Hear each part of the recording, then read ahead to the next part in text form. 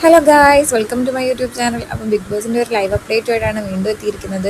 നിങ്ങൾക്ക് ബിഗ് ബോസിൻ്റെ പുതിയ അപ്ഡേറ്റ്സിനായിട്ട് എൻ്റെ ചാനൽ ഒന്ന് സബ്സ്ക്രൈബ് ചെയ്തേക്കണേ. അപ്പോൾ മലയാളം ബിഗ് ബോസിൻ്റെ ലൈവിൽ ഇപ്പോൾ നടക്കുന്നത് അപ്പാനി ശരത്തും റന ഫാത്തിമയും പ്രവീണും കൂടി സംസാരിക്കുകയാണ്. അപ്പോൾ അപ്പാനി ശരത്ത് പറയുന്നുണ്ട്, എനിക്കിവിടെ ആരോടും വ്യക്തിവൈരാഗ്യമൊന്നുമില്ല, ഞാനൊന്നും മനസ്സിൽ വെച്ചേക്കുന്നില്ല. ഇന്നലെ തന്നെ RJ ബിൻസിയായിട്ട് ആ പ്രശ്നം ഉണ്ടായത് ഞാനതപ്പോഴേ കളഞ്ഞു. ഞാൻ അനുവിനോട് രാവിലെ പോയി നല്ല രീതിയിൽ സംസാരിച്ചു, നല്ല ഹാപ്പി ആയിട്ടൊക്കെ സംസാരിച്ചു എന്നൊക്കെ പറയുന്നുണ്ട്.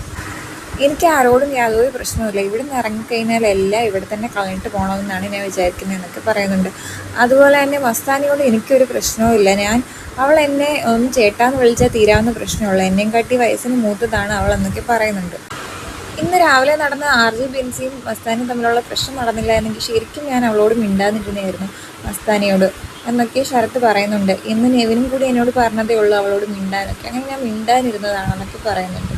അതുപോലെ തന്നെ നമ്മൾ നേരിട്ട സൈബർ ബുള്ളിങ്ങിനെയും കാട്ടി ഒരുപാട് സൈബർ ബുള്ളിങ് അവൾക്ക് നേരിടേണ്ടി വന്നിട്ടുണ്ടെന്നൊക്കെ അപ്പാൻ ശരത്ത് പ്രവീണിനോട് പറയുന്നുണ്ട്.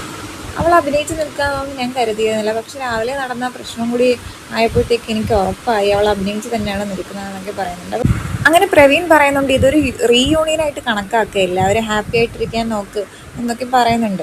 പിന്നീട് ശരത്ത് ഒരു കാര്യം കൂടി പറയുന്നുണ്ട്, അനുമോളെ എന്തൊക്കെ ആയിക്കോട്ടെ, കള്ളി ആയിക്കോട്ടെ, പക്ഷെ അവൾ ഇവിടെ നിൽക്കണമെങ്കിൽ അവൾ നല്ല രീതിയിലുള്ള കണ്ടൻറ്റ് കൊടുത്തിട്ടായിരിക്കണമല്ലോ നിൽക്കേണ്ടത്. അത് പോസിറ്റീവ് ആയിക്കോട്ടെ നെഗറ്റീവ് ആയിക്കോട്ടെ, അവരുടെ കഴിവ് കൊണ്ടാണ് ഇത്രയും ദിവസം എത്തിയതെന്നൊക്കെ പ്രവീണിനോട് പറയുന്നുണ്ട്. അപ്പം അവരും ശരി വെക്കുന്നുണ്ട്, അവർ പറയുന്നുണ്ട് ആ ശരിയാണ്, അവരുടെ കഴിവ് കൊണ്ടാണ് നിൽക്കുന്നതൊക്കെ പറയുന്നത്. ഇപ്പോൾ അനുമോൾ മാത്രമല്ല, ബാക്കി എല്ലാവരും അവിടെ നിൽക്കുന്നത് അവരവരുടെ കഴിവ് കൊണ്ടാണ്, ഇത്രയും നല്ല കണ്ടൻറ്റൊക്കെ കൊടുത്തിട്ടാണ് അവരിവിടെ നിൽക്കുന്നതെന്നൊക്കെ പ്രവീൺ പറയുന്നുണ്ട്.